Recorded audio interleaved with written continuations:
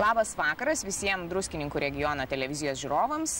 Noriu pristatyti jau į pabaigą artėjančio Druskininkų teatro festivalio artimiausius renginius. Iš tikrųjų, festivalis artėja į pabaigą, tačiau renginių dabar dar laukia didelė koncentracija ir štai savaitės pradžioje mes tradiciškai pakviesime visus svečius pažiūrėti, susipažinti su europiniu kinu. Tai 9 dieną, antradienį, mes pakviesime pamatyti tokį filmą, Dago Laimano režisieriaus filmą Žaidimas be taisyklių. Tai filmas, kuriame bandoma prisiminti didžiąją politiką, kuriame lendama ir, taip sakant, prisimenama Džordžo Bušo tam tikra politika ir jo ciniškas požiūris į tam tikrus dalykus ir konfliktinė situacija su vienu žurnalistu. 10 dieną mes pakviesime į Woody Alleno filmą. Visi žino šitą režisierių, man atrodo, žino ir jo stilistiką ir tai bus toj pačioj stilistikoje išlaikytas filmas, kuriame kalbama apie tą visas žmogiškasias problemas, vyrų, moterų santykius. Tai filmas, kai sutiksi aukštą tamsiaplaukį. Ketvirtadienį jau pakviesime ir į teatrą. Į Druskininkus atvyks visiems žinomas aktorius Ramūnas Rudokas ir vaidins tokiame spektaklyje Tėtis. Kažkada pristatėme spektaklį apie mamas, o dabar pabandysime pasižiūrėti, kaip iš tikrųjų į tėvystę reaguoja vyrai. Apie tai ir yra spektaklis su Ramūnu Rudoku.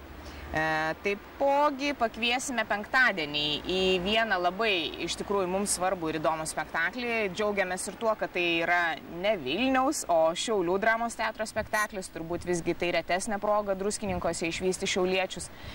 Ir tai labai įdomus spektaklis, Valentinų dienais vadinasi, pagal Ivano Virpajevo pjesę. Tai žymus ir dramaturgas, ir aktorius, ir režisierius Rusijoje, tikrai gerai žinomas. Ir šį spektaklį režisavo Loreta Vaskova, labai jauna režisierė, šiuo metu studijuojanti Maskvoje režisūrą. Ir po šio spektaklio buvo prabilta Lietuvoje gana garsiai apie naują ateinantį talentą, labai ryškų. Loreta už šį debiutą buvo ir apdovanota ne kartą, ir nominuota Auksiniam scenos kryžiui.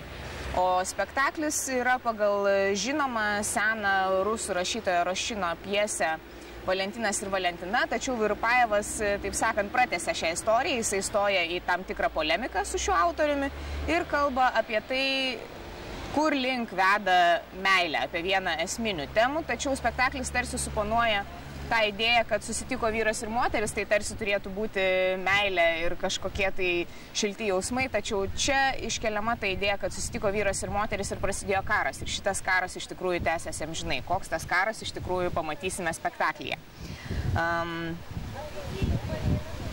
Ta patį vakarą muzikinėje programoje mes pakviesime labai gražios grupės koncertą. Tai yra Saulės brolių grupė.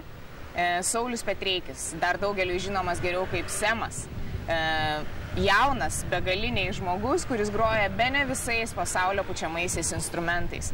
Čia išgirsime ir armėnišką duduką, ir daugybę fleitų. Ir Saulius čia pajungia savo brolį, dar jaunesnį Donatą Petreikį, subūrė dar būrį žymių muzikantų ir jie iš tikrųjų pristatys tokį mišinį irgi sunkiai apibūdinamą labai įvairios muzikos. Čia išgirsime ir dainuojamosios poezijos, ir hindi, ir world, ir fusion, žodžiu. Koncertas iš tikrųjų gražus, nes patys jaunuoliai skleidžia labai gražią kosminę energiją ir teigiamą. Šeštadienį noriu atkreipti dėmesį tų, kurie mėgsta šokį. Šokį turbūt mėgsta visi, o ypatingai baletą. Taigi pirmas sykį Druskininkus mes atvežame spektaklį, kuriame pamatysime visas ryškiausias Lietuvos baleto žvaigždės. Tai Domino teatro spektaklis Lietuvos baleto žvaigždės. Kągi čia daugiau ir bepridursi. Pamatysime Nerijų Jušką, Mikį Hamanaką, Olgą Konošenko, ir daugelį kitų šokėjų. Taipogi jiems dar patalkins Kauno muzikinio teatro šokėjai. Ir pamatysim pačius gražiausius ištraukas iš gražiausių pasaulio baletų spektaklio. Ta patį vakarą koncertinėje programoje susipažinsime su gruziniška muzika. Mes jau turėjome čia Ingą Maškariną, kuri taipogi turi gruziniško ir armėniško kraujo, o dabar pamatysime turbūt irgi visiems žinomą mylimą dainininkę Šoreną, kuri pristatys savo koncertinę programą pavasarį. Jis išleido savo naują programą Mano širdies muzika. Iš tikrųjų įdomus šitas koncertas tuo, kad turbūt visi mums Gruzija su kuo iš karto asocijuojasi, su tam tikrais džigitais, peiliais, durklais, ir žinoma su Liko. Tai ką, turiu nuvilti žiūrovus, nes neišgirsime mes su Liko nes visgi Šorena dainuoja ir renkasi visai kitą muziką. Jis renkasi gruzinišką, autentišką muziką, kuri Gruzijoje skamba jau šimtmečius. Tai dainos, kurių mes tikrai nežinom, nebent galbūt esam girdėję kažkokiuose senose gruziniškose filmuose. Tačiau šias senovinės dainas Šorena su būriu labai žymių muzikantų aranžuoja šiuolaikinėme stiliuje, džiazo stiliuje. Ir štai šią programą ir pristatys. Programą, kuri iš tikrųjų sklinda iš pačių Šorenos širdies gelmių.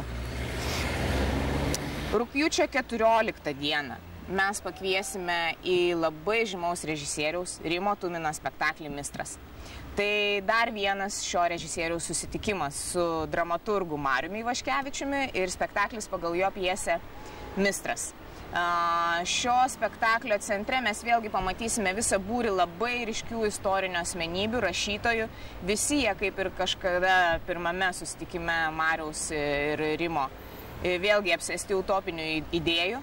Iš tikrųjų vėl čia bus daug komiškų personažų, truputėlį šaržuotas visos tos mums žinomos asmenybės, tokios kaip Honoré de Balzakas, nors iš tikrųjų centre čia yra Adomas Mickevičius, o Mistras tai yra toks vienas Lietuvos dvarininkas, kuris iš tikrųjų buvo laikęs save dievo vietininku žemėje, buvo įkūręs Paryžiuje sektą ir jisai taip stipriai įsiveržė į Adomo Mickevičiaus gyvenimą, jau nebejauno poeto. Ir iš tikrųjų galutinai jį sužlugdo. Tai šitą istorijos vingį mes ir pamatysime Vilniaus Mažojo teatro spektaklyje Mistras. Šeštadienį pakviesime visus dar į koncertą po atviru amfiteatro dangumi. Mes pamatysime turbūt visiems žinomą ir nemirtingą mūsų dainininką Egidijų Dragūną. Sel, skambės jo naujo albumo dainos, o taipogi mums visiems turbūt gerai žinomi hitai. Na, Egidijaus daug pristatinėti nereikia, iš tikrųjų žmonės jo laukia visose Lietuvos kampeliuose, tai manau, kad ir Druskininkuose taipogi. Tai džiaugsimės, jeigu Egidijus čia atvažiuos ir mums smagiai pakoncertuos. Tad tiek artimiausios savaitės renginių, laukiame visų žiūrovų, tikimės, kad užpildysite mūsų sales, nes paskubėkite, festivalis artėja į pabaigą, tačiau laukiame visų Druskininkuose.